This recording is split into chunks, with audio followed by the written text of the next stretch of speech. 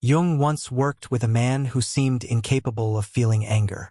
No matter what anyone did, insult him, betray him, tear apart his life, he showed no emotional response at all. When Jung finally uncovered the reason, it disturbed him so deeply that he nearly abandoned psychology. The man had discovered something about the nature of anger that, once understood, permanently shuts down your ability to feel it. Not choosing not to, literally unable to. And before you assume that sounds like a blessing, this is why Jung considered it one of the most dangerous inner states a person can reach. The man's name was Heinrich. His business partner wiped out half of his savings overnight, ruined his reputation, and stole 2 decades of work. When Jung asked, "How do you feel toward the man who betrayed you?" Heinrich replied with a sentence Jung never forgot. "Why would I be angry at a mirror?" Here's what he meant, because understanding this will shift the way you see the world. Every person who angers you is reflecting something back at you. Not symbolically, literally showing you a part of yourself. The person who irritates you the most? They're revealing a trait you carry but refuse to acknowledge. Think of someone who enrages you. Keep them in mind. What exactly about them provokes you?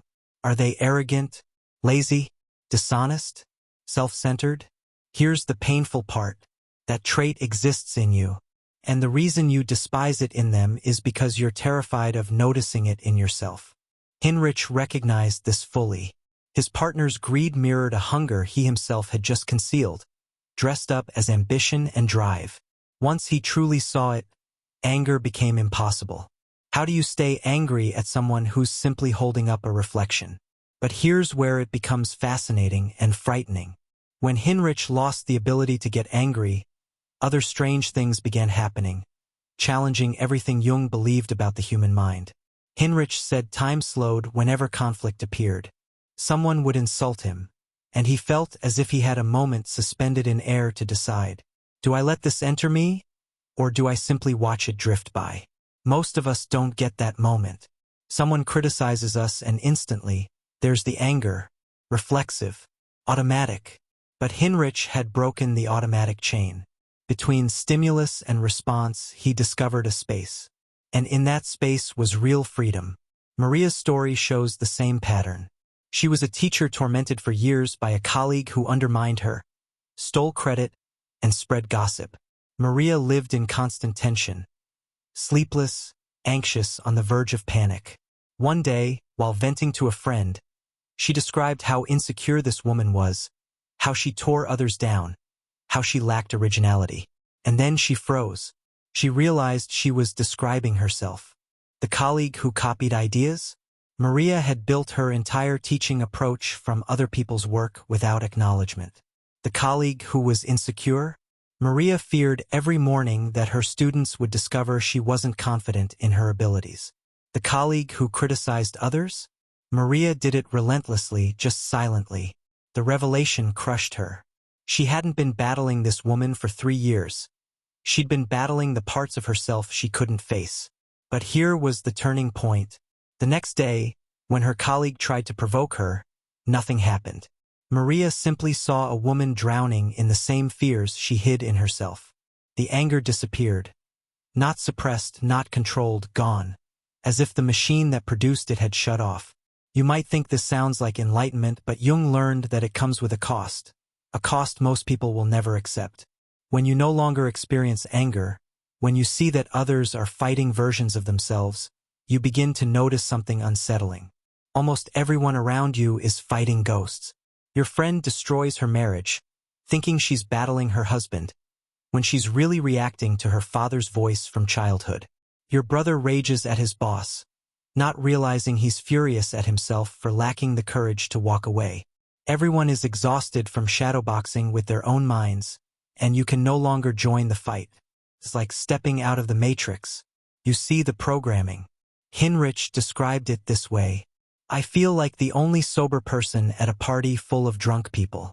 They're crashing into each other over illusions, crying about things that aren't real, and I'm just standing here, painfully aware. The loneliness is overwhelming, and there's no returning once you understand that anger is always self-directed.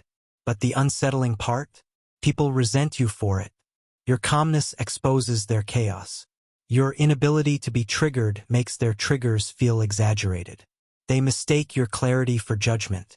David experienced this at work. He was stuck in a toxic office where the boss screamed, manipulated, and humiliated employees. People were quitting, melting down, or numbing themselves with medication. David was falling apart too: panic, insomnia, stress. Then one morning something clicked. He saw his boss not as a tyrant but as a terrified man trying desperately to feel powerful because he felt powerless. His cruelty wasn't dominance, it was panic acting through him. After that, nothing the boss did could wound him. When the boss yelled, David simply observed, almost academically. It wasn't personal anymore. The boss noticed immediately. His usual intimidation tactics fell flat. David wasn't resisting. He simply wasn't entering the emotional game. Within months, David ended up leading the department. His old boss, now his subordinate, eventually broke down in their first meeting and asked, "How did you survive me?" David answered, "You weren't attacking me. You were fighting yourself. I was just in the path." That was what frightened Jung.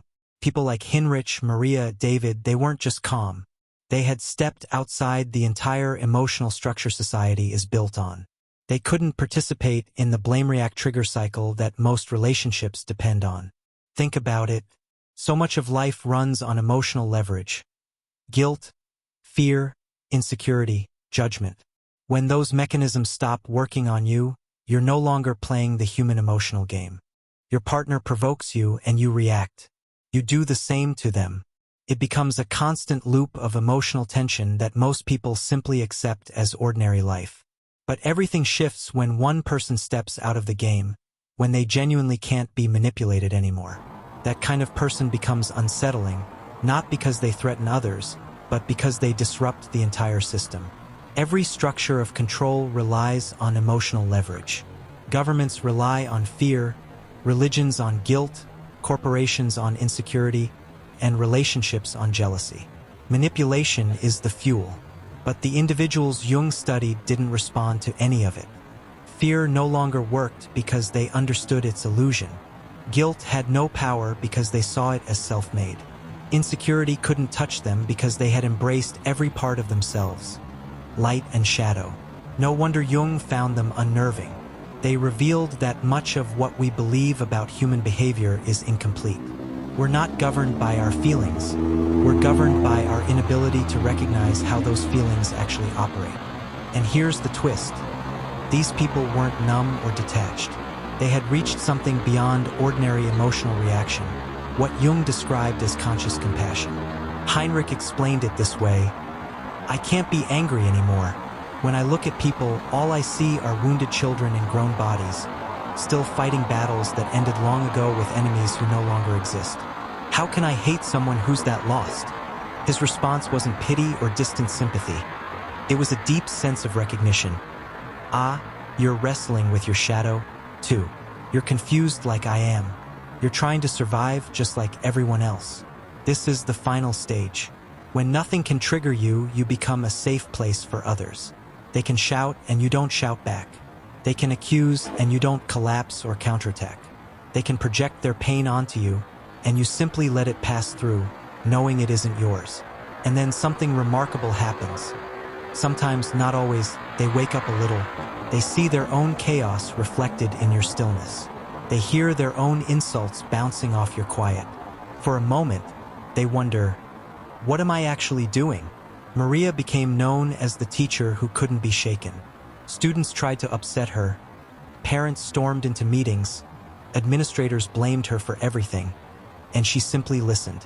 Really listened. Beneath the yelling, she heard the truth.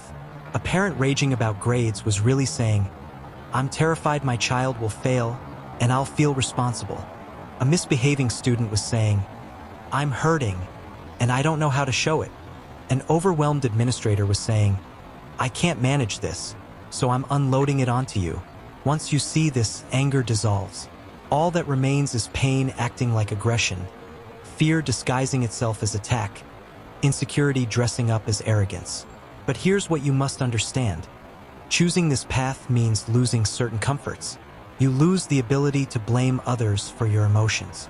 You lose the ease of playing the victim. You lose the sense of belonging that comes from shared outrage. So yes, some relationships won't survive. But you gain what Jung believed was nearly impossible to articulate: complete psychological freedom. The ability to move through any situation without being emotionally kidnapped. The ability to stay grounded around anyone, no matter how chaotic they are. The ability to face hostility without generating more suffering. Heinrich summarized it perfectly. I didn't become someone who can't be hurt. I became someone who realized that what I called hurt was just my resistance to reality. When I stopped resisting, stopped expecting people to be different, the whole machine that created my suffering collapsed. And here's Jung's most important discovery. This isn't a special gift reserved for gurus or saints. It's a shift in seeing, accessible to anyone willing to confront the truth. The truth that every emotional reaction to another person is actually a reaction to a part of yourself. The truth that anger is fear in disguise. The truth that being offended is a personal decision, not an inevitability. The truth that people's actions reflect their wounds, not your value. Once you understand this, not intellectually but deeply, the old patterns become impossible to maintain. You can't return to unconsciousness once you've woken up. You can't ignore what you've seen. And that's the real danger Jung warned about. Not that you become cold or robotic, but that you become so inwardly free you can no longer participate in the shared emotional imprisonment society calls normal. You become the sober person at a room full of drunk arguments, the awake one in a world of sleepwalkers, the person who notices the emperor has no clothes while everyone else praises the robe. Some days you'll miss your old ways, the simplicity of being triggered, the comfort of having someone to blame, the camaraderie of collective outrage. But you can't return because now you know the truth. The person who infuriates you is exposing something inside you. The situation that drives you mad is pointing directly at what you haven't accepted. Every trigger is a signpost leading to your own shadow. So here's the real question, the same one Jung wrestled with until his final days. Do you actually want to be free? Not free in the usual sense, but free from the prison of emotional reactivity. Free from the exhausting cycle of trigger and retaliation. Free from the constant habit of taking everything personally. This freedom is possible.